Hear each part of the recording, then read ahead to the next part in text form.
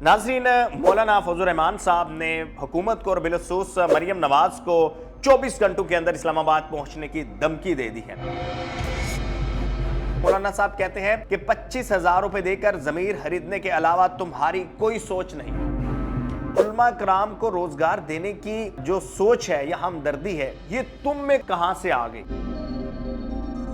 मसाजिद में ही loud speaker बंद क्यों हो? मसाजिद में ही आप इसे लिमिटाइज क्यों करें? शादी में भी नहीं चलना चाहिए, डांस पार्टियों में भी नहीं होना चाहिए, आपकी सियासी जलसों में भी नहीं होना चाहिए। मरियम नवाज के जो टिकटॉक है या जो बयानात हैं, अब वो बयानों तक ही महदूद है।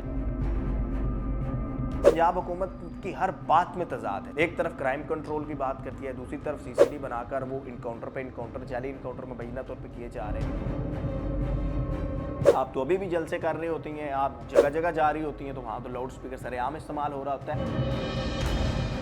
नाज़रीन, मौलाना फजल रहमान साहब ने हुकूमत को और बिलखसूस मरियम नवाज को 24 घंटों के अंदर इस्लामाबाद पहुंचने की धमकी दे दी है। और धमकी देने की वजह यह है, जो मरियम नवाज ने 10,000 रुपए के इवज उलमा कराम को खरीदने की कोशिश की और फिर उसको बढ़ा दिया गया, 25,000 रुपए कर दिया गया। उलमा को खरीदना मैं नहीं कह रहा, बल्कि ये मौलाना फजल रहमान साहब कह रहे हैं, और मौलाना साहब ने जो है वो बड़े सख्त अल्फाज इस्तेमाल किए हैं। मौलाना साहब ने क्या कहा है, पहले मैं आपको वो पढ़कर सुना देता हूँ। मौलाना साहब कहते हैं कि 25,000 रुपए देकर जमीर खरीदने के अलावा तुम्हारी कोई सोच नहीं, यानी कोई सोच नहीं, मरियम नवाज की कोई सोच नहीं। अब इस पर हम एनालिसिस भी साथ साथ करेंगे कि ये जो मौलाना साहब अल्फाज इस्तेमाल कर रहे हैं, ये बड़े गहरे हैं।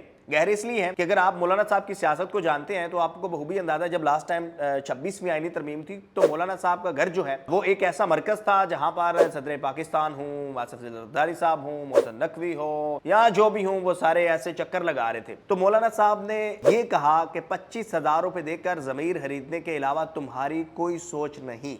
मौलाना साहब इस बयान से, इस लाइन से वाजे कर रहे हैं कि नून लीग की और मरियम नवाज की क्या सोच है। अब एक और दूसरा उन्होंने कहा कि उलमा कराम को रोजगार देने की जो सोच है या हमदर्दी है, ये तुम में कहां से आ गई? तो यानी ये वाजे कर रहे हैं मौलाना साहब कि आप 25,000 रुपए किस मद में दे रहे हैं। देने का मकसद ये है, मतलब ये है कि आप उलमा कराम को खरीदना चाहते हैं।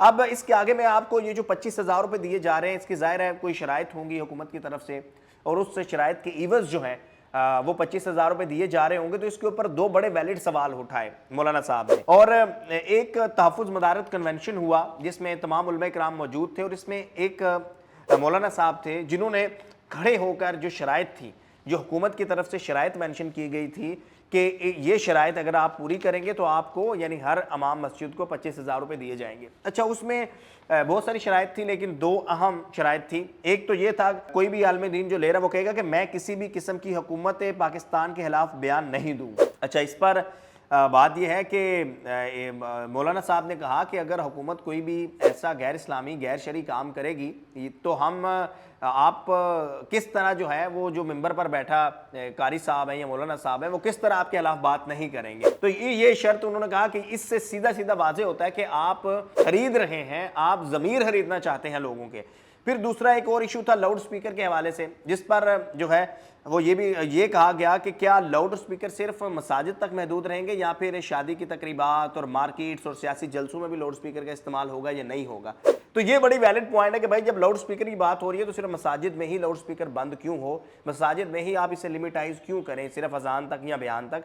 फिर तो लाउड स्पीकर शादी में भी नहीं चलना चाहिए, डांस पार्टियों में भी नहीं होना चाहिए, आपकी सियासी जलसों में भी नहीं होना चाहिए। तो उस वक्त आपका कानून असूल और होता है, और यहाँ पर मसाजिद के लिए आपका कानून और असूल कोई और है। एक बहुत अहम बात की मौलाना साहब ने, और उन्होंने कहा कि ये जो 25,000 रुपये मौलवी को दिए जा रहे हैं, ये क्यों आप दे रहे हैं? वो मौलवी जो कहीं किसी यूनिवर्सिटी में प्रोफेसर है, कहीं कॉलेज में प्रोफेसर है, कहीं जॉब कर रहा है सरकारी, वहाँ तो समझ आती है कि आप उसे सैलरी दे रहे हैं। लेकिन यहाँ पर 25,000 रुपये देना मौलवी को सीधा सीधा ये इसका मतलब समझा जाएगा, मौलाना साहब कह रहे थे कि आप ज़मीर खरीदना चाहते हैं। फिर ये भी मौलाना साहब ने इसको क्लियर किया कि कहा जा रहा है कि जी जो खुतबा होता है, जो आप सऊदी अरब देखें, आप ईरान देखें, आप इराक देखें, वहाँ पर सरकारी तौर पर इशू होता है, जारी होता है। तो उन्होंने कहा कि फिर आप सिर्फ 25,000 की क्यों बात कर रहे हैं? आप निज़ाम ही बदलें और आप लाएं। फिर वहाँ पर तो बादशाहत है सऊदी अरब में, तो फिर यहाँ पर भी बादशाहत होनी चाहिए। तो ये जनाब बड़े वैलिड पॉइंट थे जो मौलाना साहब ने उठाए। और अब मौलाना साहब जो हैं उनका जो है जो वज़न है उसको तो आप सब लोग जानते हैं।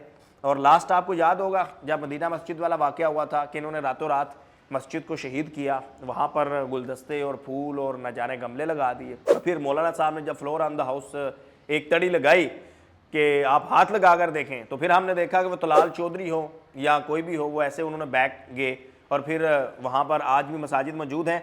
अब ये जो मौलाना साहब ने जो है वो 25,000 रुपये देकर ज़मीर खरीदने के अलावा तुम्हारी क्या सोच है, तो इससे वाजे कर दिया है कि वाकई मरीम नवाज़ की या पंजाब हुकूमत की या नून लीग की क्या सोच हो सकती है कि इन्होंने दीन तक को जो है ये चाह रहे हैं कि ये इस्तेमाल करें उलमा कराम को। और सवाल ये है कि अगर आप वाकई सीरियस हैं कि उलमा कराम, अगर आप समझते हैं जी आप में बड़ा दर्द है कि जो इमाम मस्जिद है उस बेचारे को जो है वो 25,000 रुपये देना चाहिए, तो आपको ये ख्याल अभी 2025 में क्यों आया?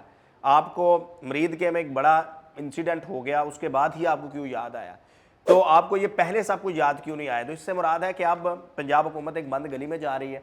मरीम नवाज़ के जो टिकटॉक है या जो बयानात हैं वो बयानों तक ही महदूद हैं।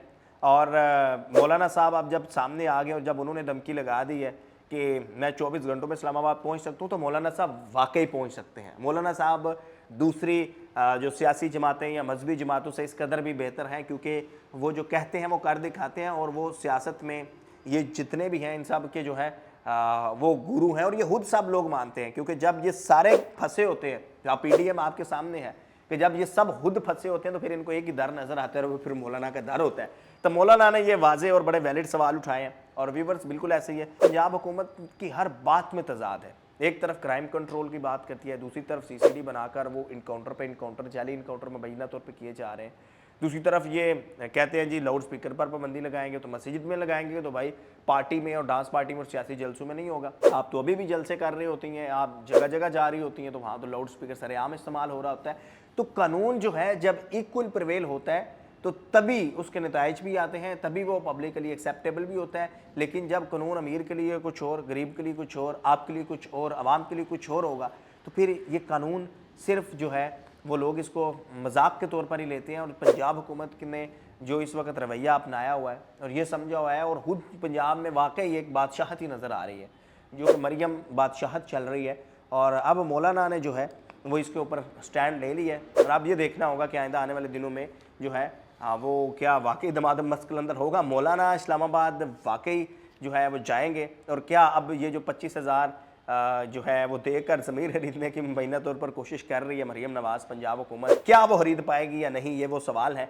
और एक तरफ मरीम है और दूसरी तरफ मौलाना साहब है। लेकिन जो भी होगा वो ज़रूर आपके जो है वो साथ हम शेयर करते रहेंगे।